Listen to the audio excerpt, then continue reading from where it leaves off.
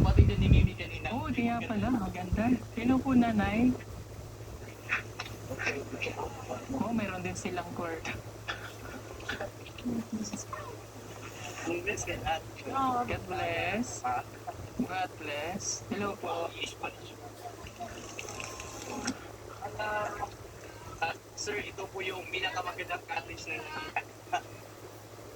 sa cottage namin. Thank you so much. Si Ma'am Baby Jean. Grabe. Welcome, sir. Sa namin po. Hello po. Gusto ko naman po yun. Gusto niya daw pero mas gusto niyang magstay. Na-clean. Siya yung in charge sa cleaning. Grabe, ang ganda dito.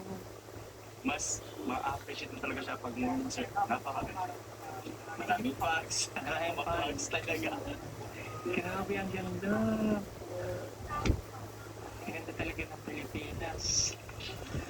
Everyday kami dito naglalakad sila sa baba. Every Monday naman pero dito talaga sinasanay namin sila everyday. Ang ganda ng place. Pero kahit laki na talaga ng pinagbago nung dumating sir. Yay! Ang ganda, sir. Grabe, kahit na ganito. Oo, nakaka-touch na. Napatuwa namin sa YouTube po. Sir, welcome. Sir Paul. Kumusta naman po? Okay naman. Experience. Nakaka-touch. Grabe, narating natin to uli. Ito mga paniwala, nakarating tayo dito. Yung una talaga pagpunta ko dito, yung pagpapapa na naman yung iisip ko. Ano ko ba? Kaya ko ba? Grabe ang ganda. Ganda po nung lugar, kahit na maliit lang yung spasyo sa tuktok na ginagalawan. Opo. Welcome sa Sitio Langilan. Aral para sa kinabukasan. Grabe, kahit napakahirap.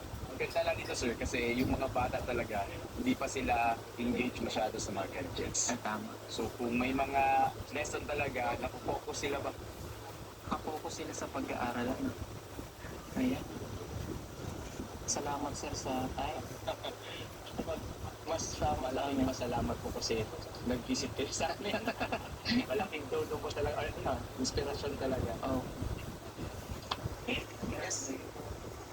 Ito mga kababayan, nakatouch ako sa pagpunta namin dito. Kasi ito yung talagang, kumbaga sa lugar na talagang pupuntahan mo, sino nga ba yung mga ngaspa na pupunta sa ganito kalayo? Sino ba yung pupunta dito na para lamang pupuntahan yung lugar nila napakalayo? Of course, yung mga teacher talaga, sila yung, hello po, sila talaga yung gagawa ng paraan para makapagturo sa mga bata. Natouch ako doon, grabe. At sa hirap ng aming pinagdaan na lakad at pagod, sulit naman dahil yung lugar na ating napuntahan ay binigay ng Diyos. Alam niyo kung bakit kami napunta dito? Nung nakaraang araw ko pa napanood yung, I think last week, yung trending na bata, na estudyante na habang nakikinig siya sa kanyang sa kanyang guro at nag-aaral siya, dala-dala yung bata na inuuboy niya habang nag-aaral siya. Then, pinapalo ko hanggang sa kahapon, habang kami ay nagpapahinga nila Jason and Ralph sa tambayan, napanood ko naka-live si Sir Mark. Sir Paul, nandito po kami sa Lugpong Kaunganan Elementary School, Sitio Langilan, Gupitan, Kapalong, Davao del Norte po. So, Sir Paul, visit me po, Sir Paul. Hanggang sa nag-comment na ako doon na chat na sabi ko, gusto kong mapuntahan itong lugar na to.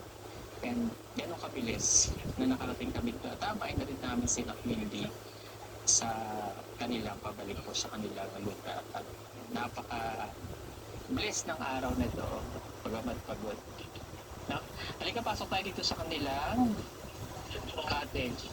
Nagiging bodega na rin po. Wow, ito dito tumitigil yung oh, wow! Grabe!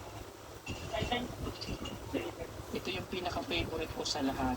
Kamote and mais. Dito po sila nakatira. teacher's room. Teacher's room. Wow. Kwarto ko. Oo. Hindi ko na yun. Oh, wow, ang daming parcel ha. Nakakaabot ang parcel dito ha. Ayan. Hindi. Bakit hindi? Okay, ganda. At may second floor pa oh. Dito po yung nagstay yung mga cottage boys. Ah,